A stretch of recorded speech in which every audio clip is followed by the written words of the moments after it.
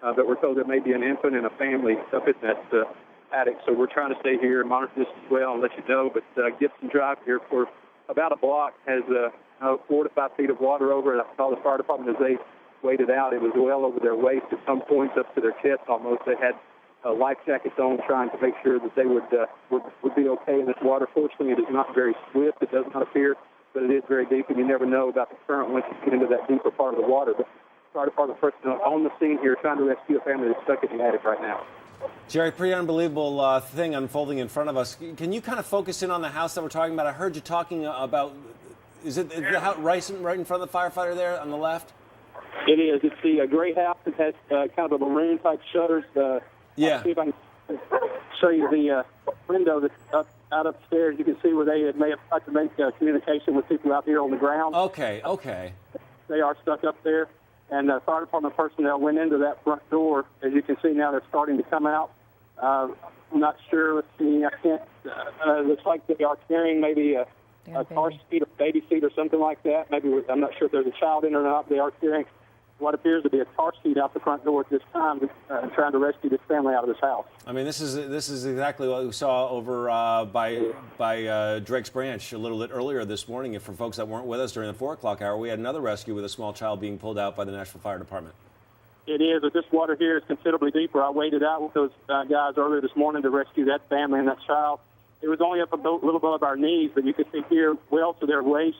And as they get here closer to the road, what I'm told, there's a smaller ditch that drops off maybe up to their chest as well. So they will have to take precaution with this child when they come out of here. And as you can see, they do have a safety rope attached to them to try to make sure if they do happen to fall, that they will be caught by the person here on the scene, on the road, trying to make sure that they don't get swept away in that water. Jerry, and you may have said, but can you tell us again, do they know how many people are inside that home? I'm not sure how many people are inside the home. I just heard them saying that there was an infant and a family, so we're not sure if there's 2, 3, or how many. But as you can see now, they're making it out with that infant. And right here you can see they're just sniffing into that deep water up to their waist. Now they're making a Oh, wow.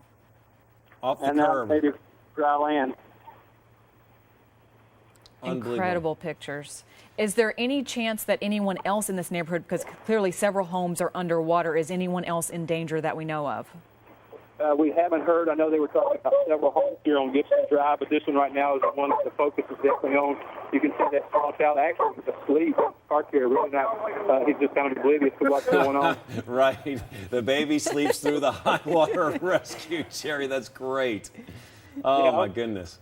Family can pull this video out in a few years and show them what happened when they were a small child. As you can see, that baby is fine this morning. Now they're going back in for the rest of the family members. For those just joining us, Gibson Drive runs parallel to Gallatin Pike. It's up in the Neely's Bend area up there, right? We're being told by some residents here on the street that there are 4 people still inside that home. So they will continue to make rescues here for the next little bit until they get all those people out. And as you can see, it's not anything that they can do fast, because they do have to take their time in this water, because they're not sure exactly what's under. And as you saw, they stepped off into that one ditch that went from waist deep to chest deep. And so they just have to take their time, take precautions. Fortunately, it's still raining, but not hard. The water does not appear to be rising anymore, which is always a good thing for them. I'm now watching belongings from the people flow out the front door of the home. So you can just imagine how deep the water is inside that house.